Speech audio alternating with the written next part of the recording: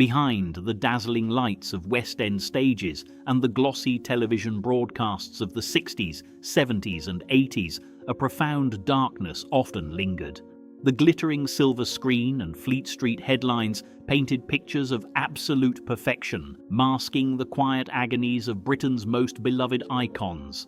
These celebrated legends carried burdens that the cameras never captured, fighting solitary battles while the whole nation applauded. Before we uncover these carefully guarded secrets, please subscribe to the channel and leave a comment below to share your thoughts on these stories. Mark Bolan. Emerging as the shimmering architect of the glam rock revolution, he captivated the early 70s with a potent blend of mythical poetry and infectious melodies.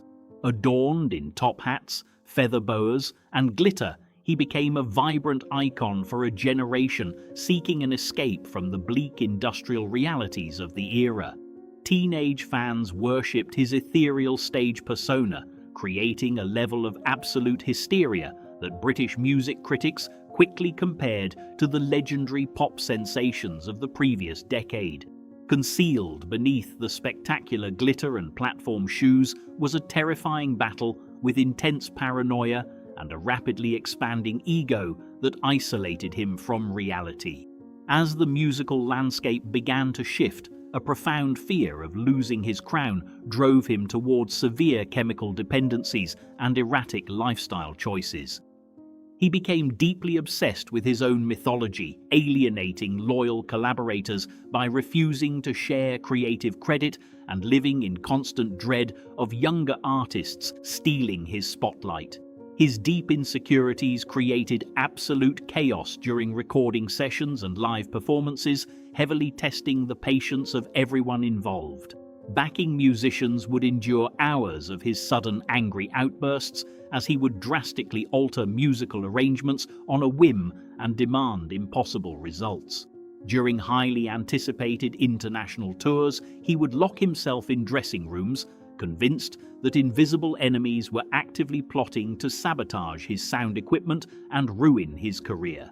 Music press journalists, who had once championed his innovative style, began to mock his expanding waistline and increasingly bizarre public declarations.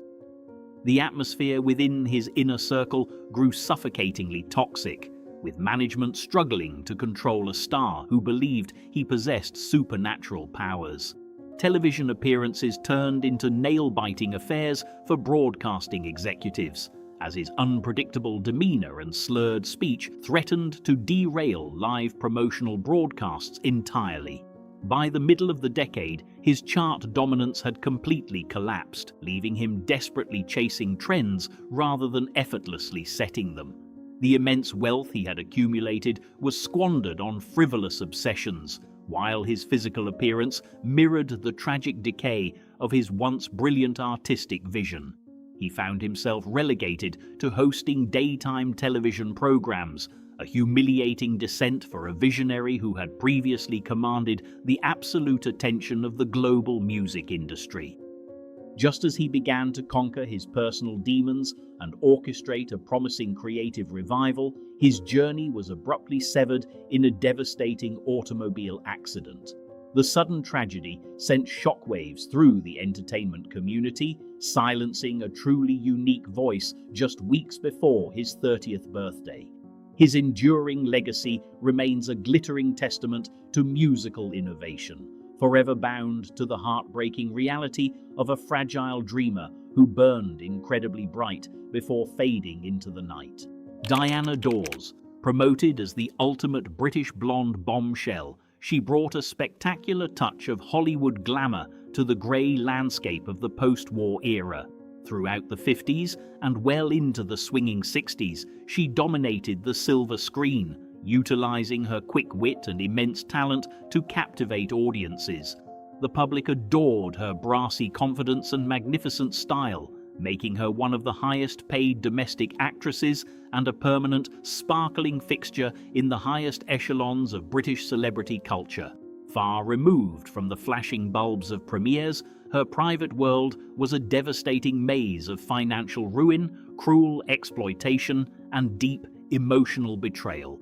She consistently attracted incredibly dangerous and manipulative partners who ruthlessly squandered her massive fortune while simultaneously destroying her fragile confidence.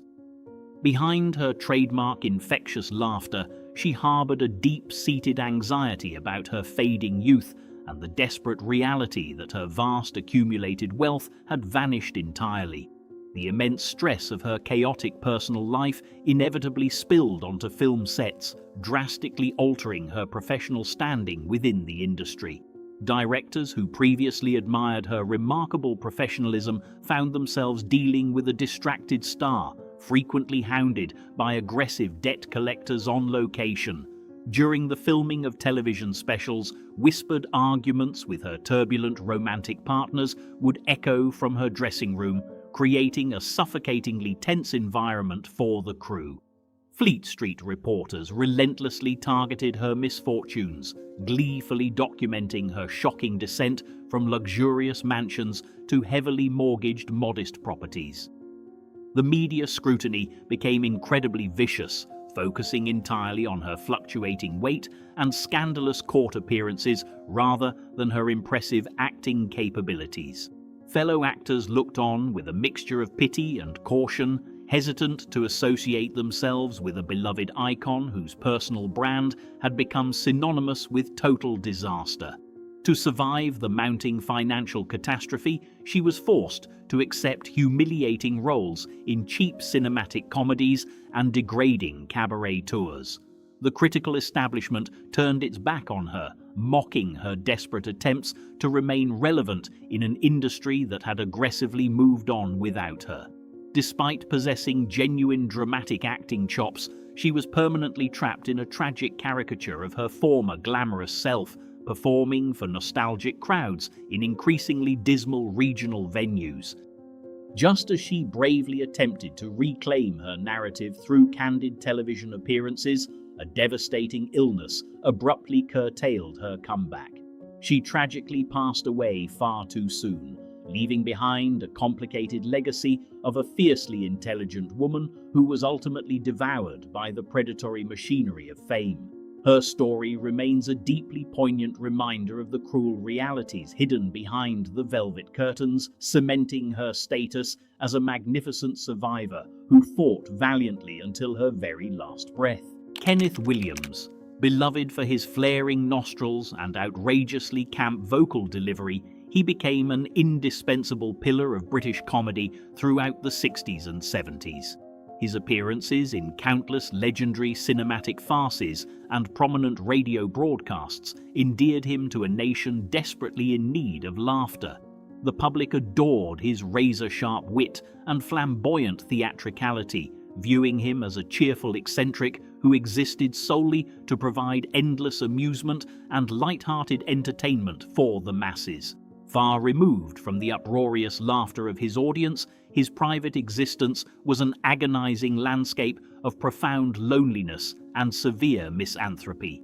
He maintained meticulous personal diaries that revealed a tortured intellect, deeply ashamed of his own desires and fiercely resentful of the comedic limitations placed upon his career. Plagued by chronic digestive ailments and intense paranoia, he retreated into a solitary life, pushing away potential companions out of a deep-seated fear of betrayal. His internal bitterness frequently spilled over into the professional realm, creating incredibly tense atmospheres within recording studios and film sets. Co-stars often walked on eggshells around him, terrified of triggering one of his legendary acid-tongued outbursts that could easily halt a production for hours. On several occasions during primetime television panel shows, his contempt for his peers broke through his cheerful facade, leaving studio audiences in a state of uncomfortable, stunned silence. Directors found him exceedingly difficult to manage, as his intense need for control clashed violently with the collaborative nature of the theatrical profession. British tabloids occasionally hinted at his difficult reputation, but the sheer force of his popularity shielded him from facing severe professional repercussions. The atmosphere in green rooms was palpably strained, with fellow actors keeping a respectful but cautious distance from the man whose brilliant mind was constantly at war. As the landscape of British comedy shifted toward alternative styles in the 80s, he found himself increasingly sidelined and profoundly irrelevant. The roles dried up, leaving him to rely on chat show appearances where he was expected to endlessly recycle his famous catchphrases for a nostalgic audience. This professional stagnation only deepened his severe depression, trapping him in a golden cage built from his past successes, while his ambitious spirit slowly withered away in total isolation. His final departure remains a subject of quiet sorrow, marked by a lonely end that starkly contrasted with his vibrant public persona. He left behind a legacy that continues to evoke roaring laughter, yet his personal story serves as a deeply tragic reminder of the tears of a clown. His life stands as a poignant testament to the heavy price of bringing joy to millions while being entirely unable to find a single shred of peace or comfort within his own troubled heart. Dusty Springfield. Ruling the charts as the undisputed queen of blue-eyed soul, her voice became the defining soundtrack for a generation traversing the cultural shifts of the 60s. With her towering blonde beehive and dramatic panda eye makeup, she projected an image of sophisticated glamour that mesmerized television audiences across the broadcasting network. Fans adored her powerful vocal delivery and flawless style, cementing her position as one of the most successful female artists in British chart history. Away from the roaring applause and flashing cameras, a deep well of self-doubt threatened to consume her entirely. She was plagued by a relentless perfectionism that morphed into a paralyzing fear of failure, constantly convinced that her vocal talents were a mere illusion about to be shattered. This intense psychological pressure pushed her toward a dangerous reliance on chemical comforts, while she simultaneously struggled to conceal her romantic preferences from a notoriously unforgiving press. Tensions reached a boiling point during highly anticipated live performances and grueling studio sessions, leaving her backing musicians entirely drained. Stories circulated of her furiously hurling porcelain cups at sound engineers, demanding countless vocal takes until her throat was practically bleeding. On one infamous evening at a prestigious venue, the sheer weight of her anxiety caused her to flee the premises moments before the curtain was scheduled to rise, leaving promoters in absolute panic. Fleet Street reporters eagerly documented these volatile incidents, painting a picture of a temperamental diva rather than a woman in profound distress. Her backing singers and loyal management team tried desperately to shield her from the vicious glare of the media, but her erratic stage presence became impossible to hide. During television tapings, floor managers held their breath, never knowing if they would capture a moment of pure musical transcendence or witness a devastating emotional collapse. As the 70s rolled in, the consequences of her inner turmoil derailed her once stellar trajectory in the music industry. She retreated from the British limelight, crossing the ocean in a desperate bid to escape her demons, only to find her career languishing in obscurity for over a decade. Her pristine reputation was heavily bruised by sensationalized tabloid headlines, transforming a beloved national treasure into a cautionary tale of the dark side of unrelenting fame and public scrutiny. It was only in the twilight of her life that a triumphant collaboration with a new generation of electronic pop artists restored her rightful place in the musical pantheon. Sadly, her revitalized success was tragically cut short by a relentless illness, stealing away one of the greatest voices Britain had ever produced. She passed away, leaving behind a legacy of unparalleled musical brilliance, forever remembered as a fragile soul who sang with the strength of 1,000 unbroken hearts. Alex Higgins. Igniting the previously sedate world of Green Bays with his explosive energy, this sporting maverick completely transformed snooker into essential television viewing. Nicknamed the Hurricane, His rapid-fire playing style and rebellious charm attracted millions of new fans during the glorious broadcasting boom of the 80s. He became a true working-class hero, a charismatic force of nature who defied traditional etiquette and brought a dangerous rock and roll edge to a conservative game. Beneath the thrilling surface of his incredible trick shots and magnetic arena presence lay an incredibly volatile temperament fueled by immense personal demons. He was utterly incapable of handling the tremendous psychological pressure of sudden fame, turning to gambling and heavy drinking to cope with his chaotic reality. His life became a frantic balancing act between maintaining his status as a sporting icon and feeding a destructive lifestyle that constantly threatened to unravel his fragile sanity. The inevitable explosions occurred directly in the spotlight, turning prestigious sporting championships into deeply uncomfortable spectacles for officials and opponents. Referees dreaded overseeing his matches, as his simmering anger frequently boiled over into aggressive verbal abuse and shocking threats of physical violence. On one infamous occasion, his total loss of control resulted in him headbutting a tournament official, a horrifying moment broadcast live to millions of stunned viewers across the nation. The British tabloids feasted on his endless string of public scandals, transforming the sporting genius into a tragic soap opera villain. The atmosphere in player lounges grew incredibly tense, with fellow professionals actively avoiding him due to his unpredictable rages and constant financial pleas.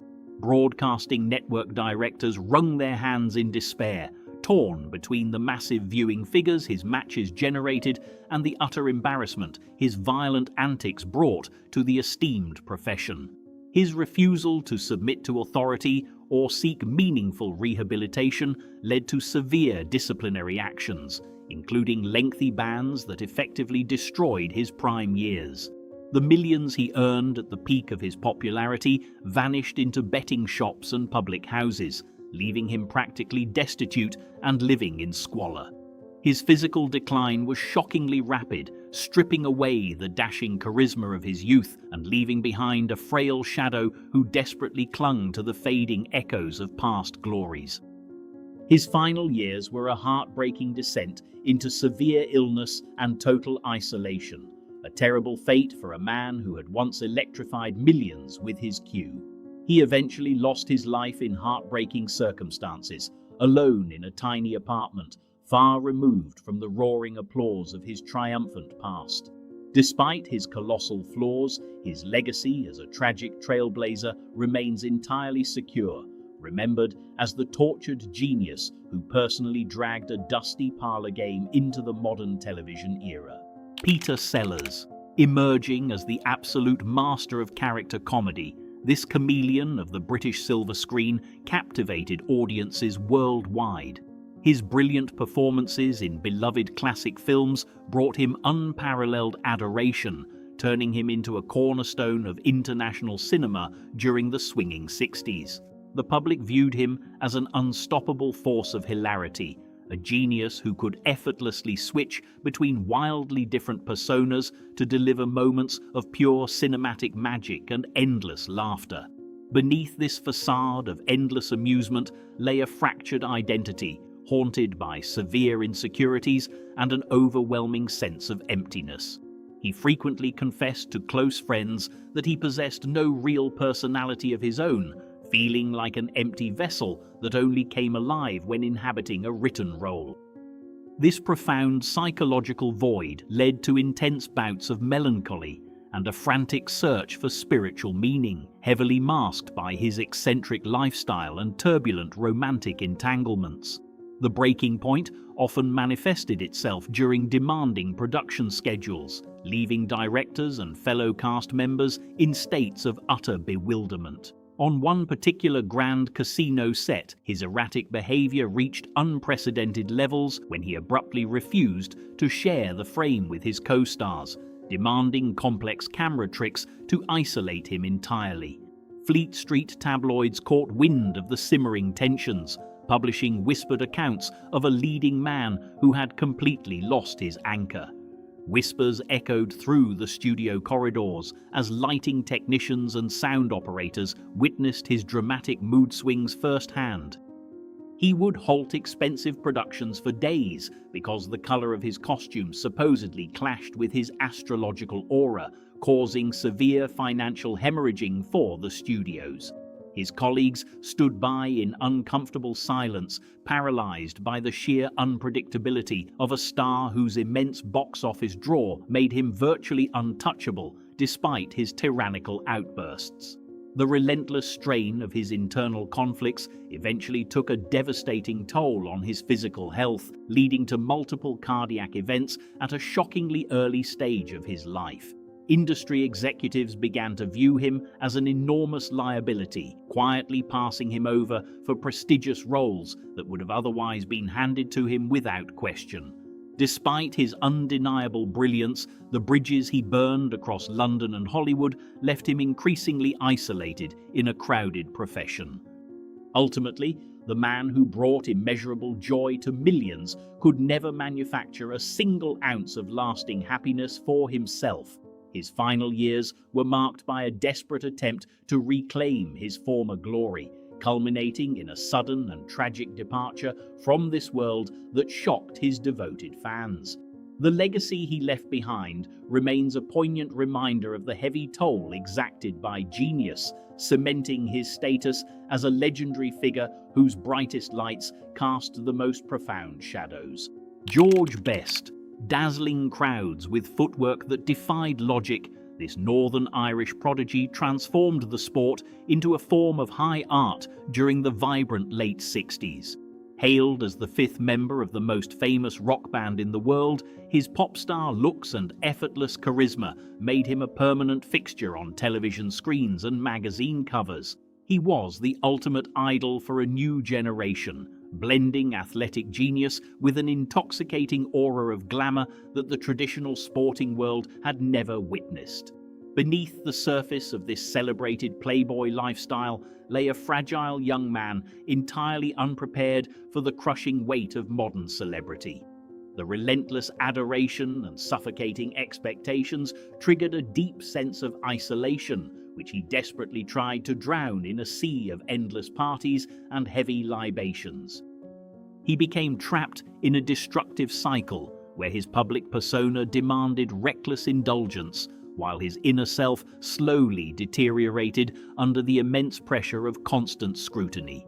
The inevitable collision between his legendary talent and his private demons played out spectacularly on the grandest sporting stages. Teammates and managers grew increasingly frustrated as his unannounced absences from crucial training sessions turned from rare occurrences into a chronic habit. During highly publicized matches, he would occasionally wander the pitch like a lost soul, openly displaying the physical toll of his nocturnal escapades to tens of thousands of deeply concerned spectators. Fleet Street journalists transformed from adoring fans into ruthless critics, documenting every stumble outside late-night establishments with predatory enthusiasm. The dressing room atmosphere grew highly toxic as veteran players resented the special treatment afforded to the struggling superstar, creating a deep divide within the squad. Management tried everything from harsh discipline to gentle coaxing, but the media circus surrounding his every move made professional rehabilitation virtually impossible. The harsh reality of his choices eventually shattered his glittering athletic career far earlier than anyone could have ever predicted. He wandered from club to club across different continents, a fading shadow of the magical player who had once conquered European competitions with absolute ease. The immense fortune he had amassed evaporated through poor investments and relentless revelry, leaving him to navigate his middle years as a tragic caricature of his former magnificent self. Despite numerous attempts to conquer his debilitating addictions, the damage to his health proved absolutely irreversible in the end. He spent his final days offering a stark warning to others about the perils of his lifestyle, a heartbreaking conclusion for a man who once possessed the world at his feet. His tragic departure, deeply mourned by millions, he remains an eternal symbol of breathtaking brilliance, forever intertwined with the devastating tragedy of unfulfilled potential and human frailty. Tony Hancock. Ruling the radio waves and early television screens, he was universally recognized as the absolute master of the downtrodden, beautifully miserable comic persona. His weekly broadcasts brought the nation to a standstill, capturing the quintessential British spirit of quiet desperation with unparalleled comedic timing and subtle brilliance. Audiences felt a profound connection to his character, viewing him as a national treasure who flawlessly articulated their own daily frustrations and everyday struggles. Hidden behind the roar of studio laughter was a deeply tortured perfectionist who tragically believed he was an intellectual trapped in a common clown's body. He suffered from crippling self-doubt, constantly convinced that his massive success was entirely dependent on his talented writers rather than his own abilities. This profound professional insecurity drove him into heavy drinking, as he desperately tried to silence the inner voices that relentlessly questioned his artistic worth. The relentless pressure of maintaining his colossal popularity transformed studio recording sessions into environments of sheer psychological torment for his colleagues. He began aggressively dismissing the very writers and supporting actors who had helped construct his legendary status, convinced they were holding him back. During filming, he would demand dozens of agonizing takes for a single simple sentence, sweating profusely and snapping violently at directors who dared to suggest they had a usable scene. Fleet Street tabloids gleefully reported on his catastrophic professional divorces, portraying him as an arrogant diva detached from reality. The atmosphere at the broadcasting network became incredibly frosty, as executives grew tired of his constant demands and increasingly unreliable professional behavior. Guest stars and crew members watched in silent horror as the once brilliant comedian required hidden prompt cards just to remember basic lines, his razor-sharp mind severely dulled by addiction. His desperate attempts to reinvent himself as a serious international film star resulted in a series of heartbreaking critical and commercial disasters. Stripped of his familiar cast and beloved format, he appeared entirely lost on the silver screen, alienating his massive loyal fan base in the process. The total collapse of his domestic career forced him to seek employment overseas, accepting lucrative but utterly humiliating engagements just to maintain a steady income and fund his devastating daily habits. His tragic story reached its conclusion in a lonely hotel room across the globe, far removed from the adoring British public that had once worshipped his every word. He tragically passed away, leaving behind a note that perfectly encapsulated the profound tragedy of a brilliant mind broken by its own expectations. Today, he is remembered as a pioneering genius of broadcast comedy, a melancholic soul who gave the world endless joy while remaining entirely incapable of finding peace for himself. Oliver Reed. Radiating a dangerous magnetism and raw physical power, he emerged as the definitive macho leading man of British cinema during the late 60s. His brooding presence dominated the silver screen in prestigious costume dramas and gritty contemporary thrillers, earning him critical acclaim and legions of admirers. He embodied a rugged, untamed spirit that audiences found absolutely intoxicating, cementing his reputation as a fearless performer who could carry major international productions with sheer charisma. Behind the mesmerizing cinematic glares, a catastrophic dependency on heavy spirits was rapidly destroying his artistic potential and personal life. He aggressively cultivated an off-screen persona of a boisterous brawler, using this larger-than-life image to mask deep-seated insecurities about his acting abilities. This destructive coping mechanism spiraled entirely out of control, turning his daily existence into an endless marathon of chaotic tavern sessions and violent public altercations. The consequences of his severe liquid diet wreaked absolute havoc on prestigious film sets, pushing directors and producers to the brink of utter despair. During the filming of grand historical epics, he would frequently arrive completely incapacitated, forcing entire crews to wait endlessly while he slowly regained his composure. Co-stars whispered in horror as he openly displayed physical tremors, sometimes resulting in dangerous accidents during elaborate sword fights that required precise choreography. Fleet Street reporters feasted on his notorious exploits, publishing daily chronicles of his smashed hotel rooms and astonishing bar tabs across the globe. Television producers booked him for late-night talk shows, expecting a charming rogue, only to be confronted with a slurring, unpredictable force of nature. Fellow guests shrank away in visible discomfort as his aggressive behavior hijacked live broadcasts, turning respectful interviews into chaotic spectacles that horrified broadcasting network executives. Hollywood studios eventually deemed him an uninsurable risk, effectively banishing him from the lucrative starring roles that his undeniable talent truly deserved. He was forced to accept parts in low-budget exploitation films merely to fund his extravagant lifestyle and settle his mounting financial obligations.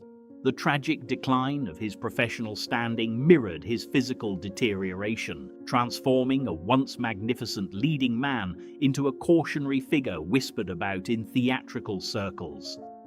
In an ironic twist of fate, he lost his life while filming a major blockbuster, succumbing to a massive cardiac event after a legendary drinking bout. His exit robbed the cinematic world of a fierce talent who had spent decades wrestling with demons he could never quite manage to defeat. The thunderous applause that greeted his final posthumous performance served as a heartbreaking reminder of the immense brilliance that was ultimately drowned in a sea of self-inflicted destruction. Richard Burton, blessed with a voice that could command the heavens and a magnetic stage presence, he was hailed as the greatest Shakespearean actor of his generation.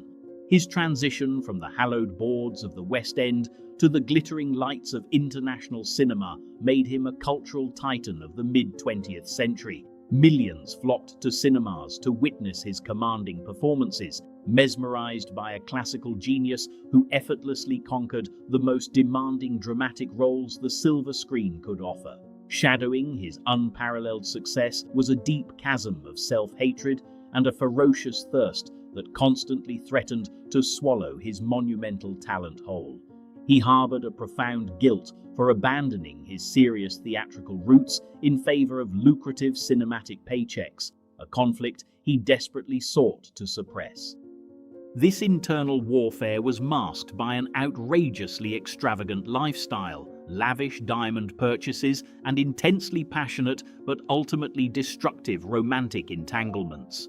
The grueling reality of his inner turmoil frequently erupted on international film sets, leaving esteemed directors entirely paralyzed with frustration.